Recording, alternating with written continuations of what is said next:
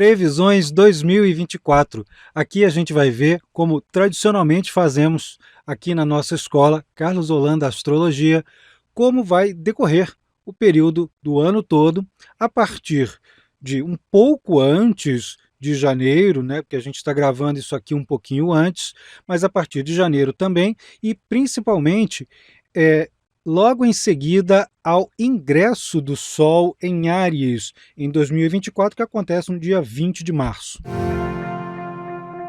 E no mapa do ingresso do Sol em Áries, Saturno está em Peixes, forma aí uma conjunção com o planeta Vênus. Vamos traduzir esse astrologuês para o português. A gente já viu que as características gerais de um Saturno como governante anual tendem para esses sistemas de controle, para esses sistemas mais austeros. E muito disso pode se voltar justamente para aquele simbolismo onde o Peixes também, né, tem o seu papel, onde o peixe funciona como cenário. Vimos aí desde o ano passado, na verdade isso é uma preocupação que vai atingir a todo mundo por muitos anos ainda, e esses indicadores que a gente está vendo já desde algum tempo são meio que precipitadores, são meio que processos que já estão em andamento, que só vão recrudescer um pouquinho mais. E nesse caso, Saturno em Peixes, sendo ele governante da coisa, sendo ele um planeta seco, né, pode estar associado a problemas com a água, peixes, água, né? Com navegação, problemas de saneamento, coisas que já foram faladas nas leituras para 2023, que vão ter continuidade em 2024. Vale para ter muita água, né, como enxurradas, enchentes e problemas de saneamento por um lado, e pouquíssima água quando em locais que se esperava que tivesse alagamentos e tudo, tem seca. Isso, inclusive, já veio sendo falado desde que o Saturno ingressou em Peixes, em março de 2023. Outra coisa que também tem uma continuidade, mas também tem um incremento muito grande, é a preocupação com a psique, né, com os tratamentos e com os estados mentais, emocionais, com os estados psicológicos. Essa preocupação já tem tido até repercussão nas mídias e tudo. Vai intensificar um bocado mais ao longo de 2024. O que antes era uma reação a um problema que se agravou, em 2024 vai ganhando estruturação e resposta prática, protocolar, a um problema que está de ordem coletiva, né, que parece até uma epidemia também. A mesma coisa com relação às substâncias químicas, processos legalizadores, jurisprudências em torno dessas questões das produções da indústria química, da indústria farmacêutica, que são assuntos muito presentes quando Peixes está em voga na leitura. E, por fim, com a conjunção de Saturno com Vênus, as artes e a música também são assuntos de relevo, né? São assuntos muito intensos, muito preponderantes. Como assim? As mesmas normatizações que incidem sobre as questões da indústria química e também sobre os estados emocionais, sobre a vida psicológica das pessoas, das coletividades, também incide ali sobre a produção do belo, daquilo que é belo, né? Tanto artes visuais quanto música, sendo que Vênus nesse mapa está exaltada em Peixes, o que significa ainda um reforço, é um reforço, é uma intensificação maior para essas condições que envolvam o imaginário, os enlevos, aquelas coisas que possam nos retirar das condições ordinárias da vida, né, que só nos cobram, que só nos sugam, né? Então, no caso, é uma maneira da gente escapar das condições danosas de um cotidiano repetitivo demais. Agora, reparem que nesse mapa do ingresso do Sol em Áries, nós temos 3 conjunções importantes, ou 4, se você considerar a posição de Quiron também no mapa. Essas 3 conjunções nesse mapa, que é um mapa congelado, né? Ele tá valendo para o ano inteiro como pano de fundo, são a do Sol com Netuno, a de Vênus com Saturno, a de Júpiter com Urano, essa então é uma das mais favoráveis, e essa outra que, se você considerar Quiron, temos Mercúrio e Quiron.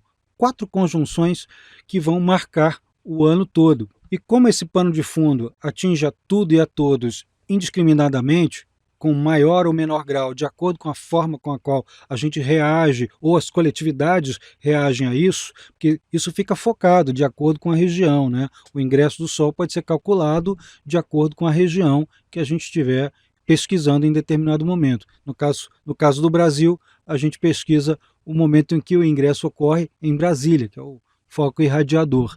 Mas isso aqui que eu estou falando vale para toda e qualquer condição no planeta todo. Então, dentro desses destaques, a gente pode ver forte aceleração do desenvolvimento tecnológico na produção de bens móveis em geral, né? Mas produção de recursos financeiros, gente que pode desenvolver estratégias financeiras até para poder recuperar das crises, né, de empréstimos, coisas que possam ser distribuídas com maior facilidade à população para poder gerar consumo e coisas desse porte. Não estou falando de Brasil apenas, eu estou falando de todas as partes do mundo que podem ser sensíveis a essas condições. Pela oposição de Lua com Plutão, nesse mapa aqui nós temos ainda aquela continuidade de conflitos antigos.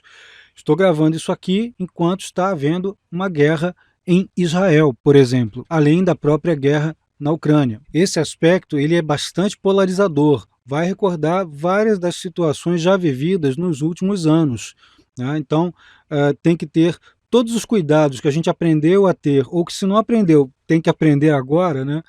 Então, todos esses cuidados que a gente aprendeu a ter por conta dessas polarizações vão ser muito válidos de serem colocados em prática durante essa fase aí. Pelo Marte em Aquário e pela própria sensibilização ali do Plutão em Aquário, pela oposição que a Lua faz, a gente tem um crescimento das organizações que a gente pode chamar aqui de não governamentais, paragovernamentais, das associações que tomam medidas por conta própria ou de uma maneira lateral ao que é estatal, ou que é privado, ou das grandes corporações. Então sempre alguma força paralela, alguma força vinda de grupos menores, mas que realizam, que fazem alguma coisa acontecer. Dessas 4 combinações a gente pode extrair as seguintes tendências.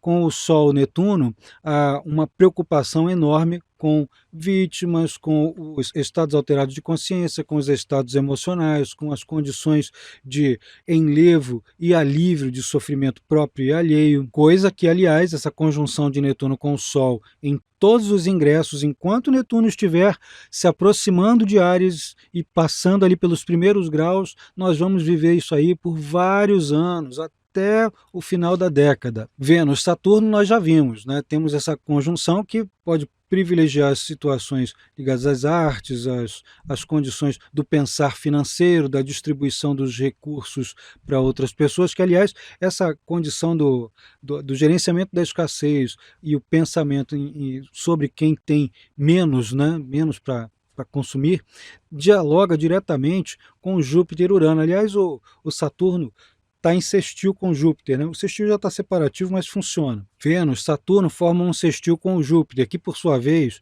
está em conjunção com Urano, que é, como eu disse, uma das melhores configurações aqui do ano, que é o do boom de desenvolvimentos, né?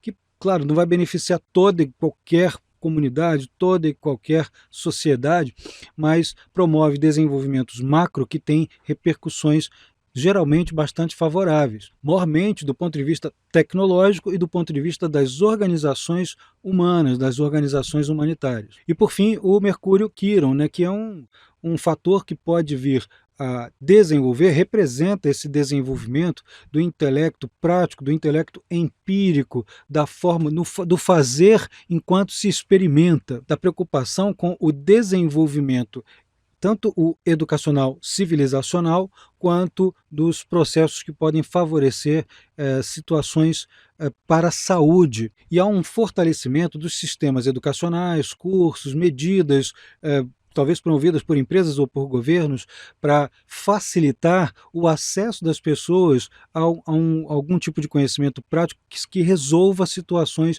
ou emergenciais ou alguma situação em que os indivíduos possam agir sozinhos, sem precisar de tanto suporte, tanto maquinário, tanta coisa, né, a máquina de tudo, tanta coisa para ajudar em uma coisa simples que o indivíduo pode fazer. Pode haver um investimento de vários campos diferentes nesses assuntos e nessas habilidades a desenvolver. Projetando esse mapa apenas no 0 grau de Áries com o zodíaco solar, né, de Áries a Peixes, sem demarcação de uma região no planeta, sem ascendente, meio do céu, sem nada, o mapa não está formando aspectos mais críticos, exceto a Lua em oposição com Plutão. Vênus, Saturno, para alguns também pode ser considerado um aspecto relativamente mais crítico, se bem que Vênus está em signo de sua exaltação, está muito forte, né? Muito favorável para Vênus. Mas as próprias conjunções, como a de Netuno com Sol, Vênus, Saturno e Mercúrio, Quirón, elas pedem cautela, elas pedem essa habilidade de